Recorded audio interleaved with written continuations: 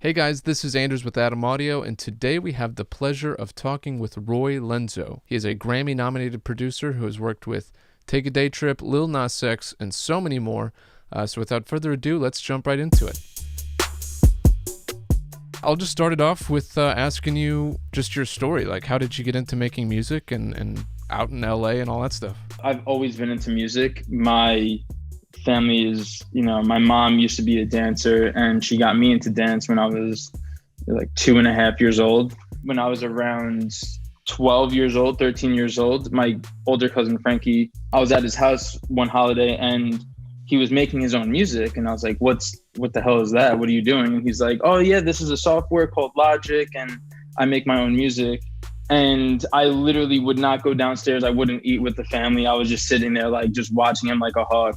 And I just got the bug and absolutely fell in love with it. And so you're part of No Idol. Could you Correct, speak a little bit about what that is and how it came to be and everything involved with that? I remember when I first met Take a Daytrip in about 2017 through a mutual friend, Janai Clark, who I'm still very close to. And, they were just up and coming producers from New York.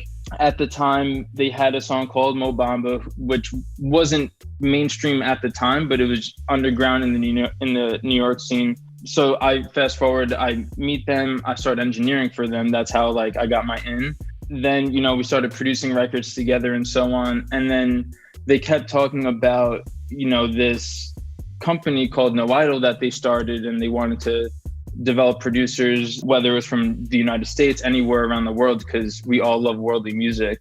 And they were like, we just want to create this culture of creatives, whether you're a writer or producer, videographer, anything like that. And it's an incredible experience to be around, because we have this house in LA where everyone's managers, A&Rs, whoever, we all will go there. And whether it's just to hang out, we have 3 studios. So we'll just book the room and invite the artist, writer, whoever we're working with to come. And it's just the best experience in terms of creating and just being around people that are so like-minded and trying to push the culture forward. And so you also mentioned that you had a bit of a background in engineering. Did you go to school for that, or was that just self-taught as well? I went to a school called Five Towns College, which is a performing arts college in Long Island, New York. They had an SSL console that we were able to learn how to use. And one of my professors was just the best at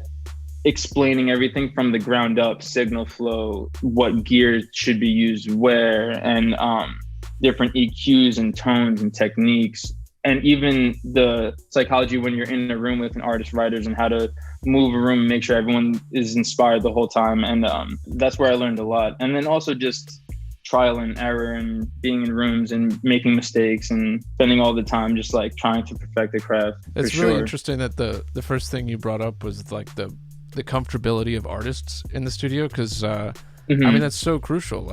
When you're in a studio for 8 hours a day, you have to make sure everybody's comfortable.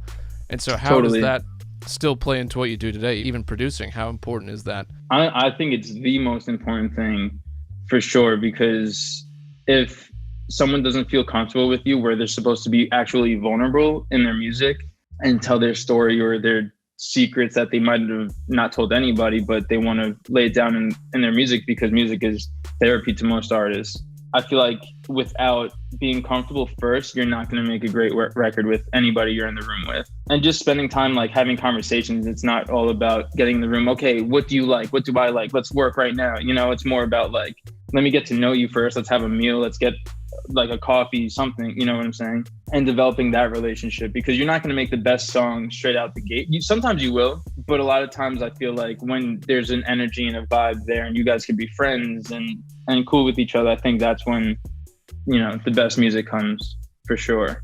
And outside of, obviously, building the relationship is the most important piece, but when you're in the studio, do you have any tips or any go-to things that you do to make it really comfortable? Any tangible things that people could implement in their studio?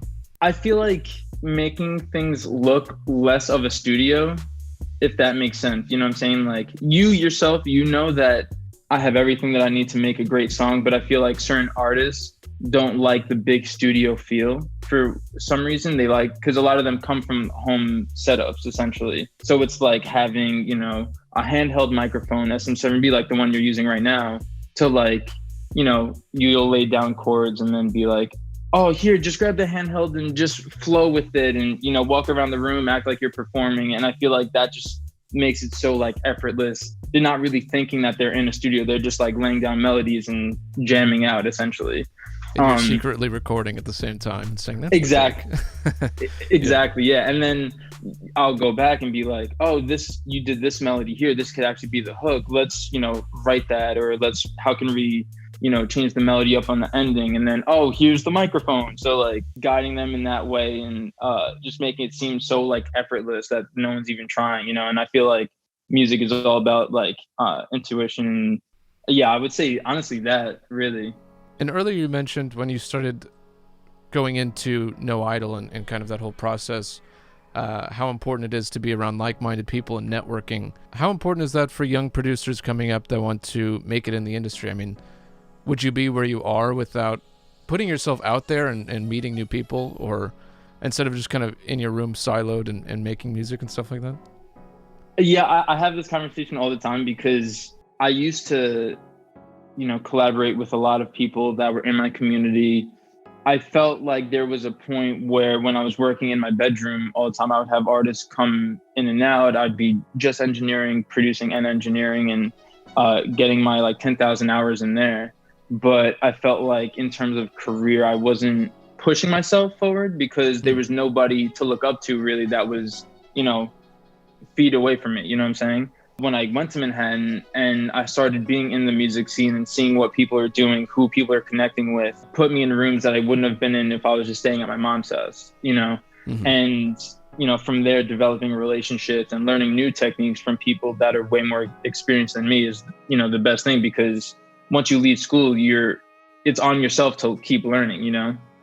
And I feel like, yeah, and also working with Take a Day Trip in the New York days, and everyone that they were meeting with, working with them allowed me to develop, you know, relationships with that artist and their manager, and then their manager manages other artists that I ended up working with, and so on. And I feel like when you're DMing someone on Instagram, for instance, that whoever you're DMing is probably having that same conversation with 100 people, right? Mm-hmm. But if you meet someone face to face, now you're putting a face to the name, and there's a different connection and relationship there.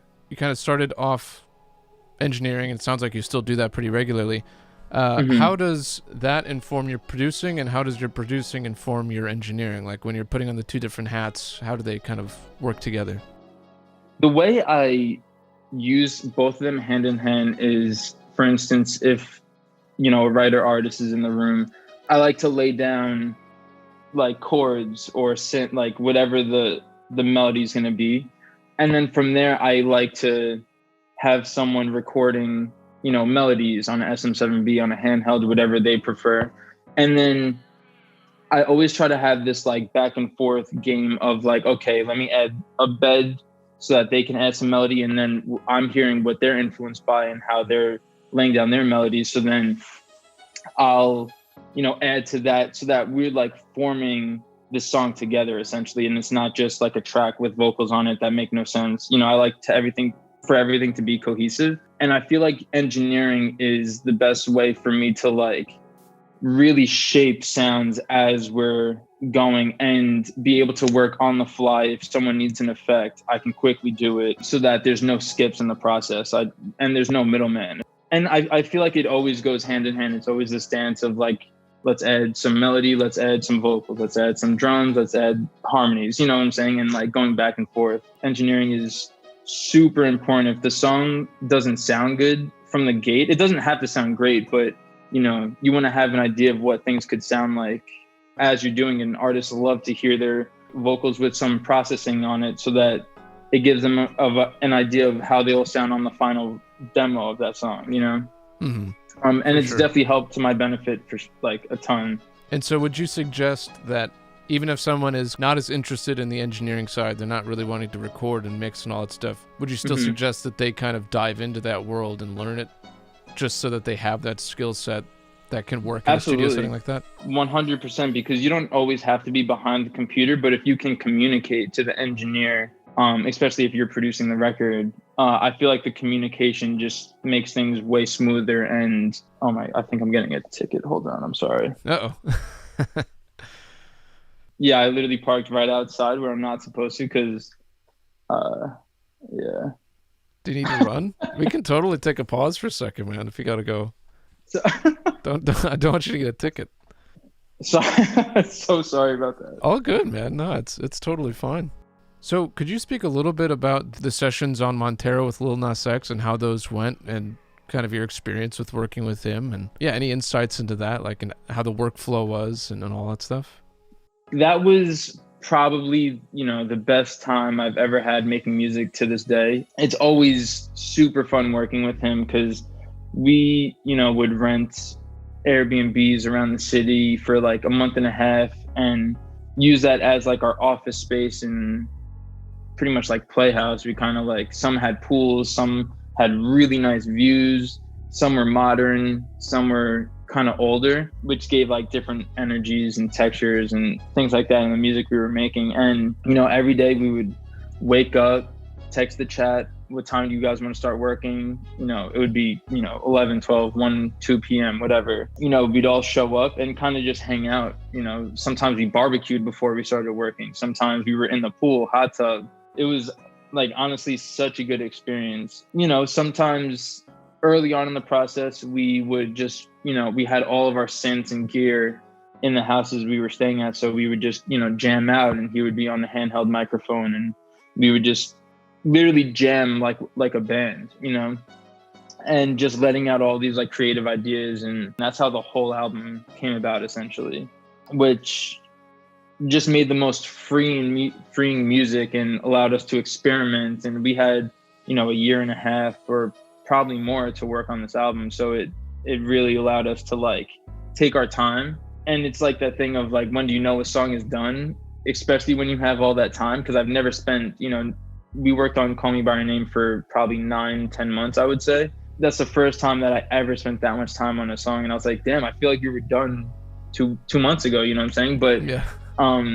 Coming from like an engineering background as well, I spent a ton of time on like the little nuances in the vocals, making sure that everything was as perfect as can be and still tasteful. And it really taught me a lot about like the intricacies of finishing a record and making sure that everything to the T is perfect in some way, because it doesn't have to sound perfect to be perfect. You know what I'm saying? Some days we didn't even work. It was more of just, let's just hang out, let's watch a movie, let's see what's like on YouTube, and I feel like I was saying about being comfortable with the artist, that made us extremely comfortable, allowed us to make songs like a Call Me By Your Name, Industry Baby, Tales of Dominica.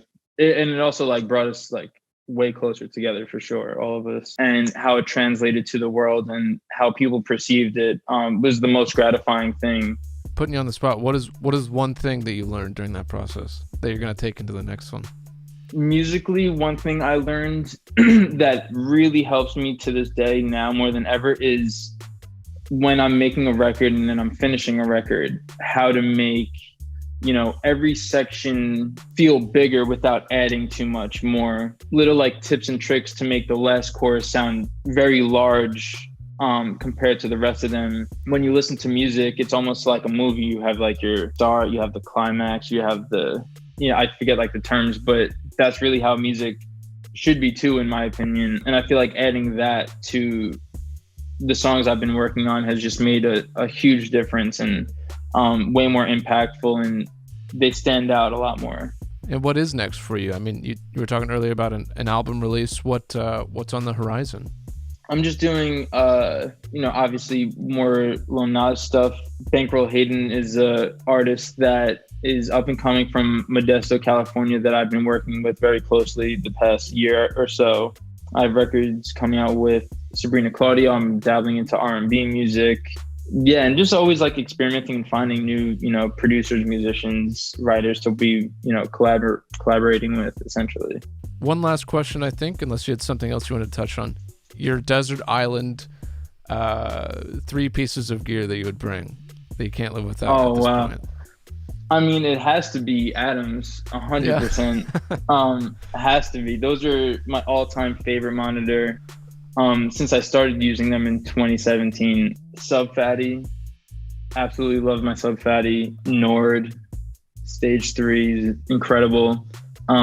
Super versatile. I love it. You can just jam on it for hours and not get tired. Usually people like say Atom Audio jokingly because we're the ones asking the question, and we're like, right, yeah. You don't have to say Atom Audio, but that's awesome. So what is? I mean, no, what do you love about them? While we're on that topic, what is so special about them to you? So I always mix. So I have S3XHs in my own setup, and at the cabin we have the S3Hs, we have the S5Hs, and super accurate. They're extremely punchy when I need them to be. I feel like at any level, the mix is always like this.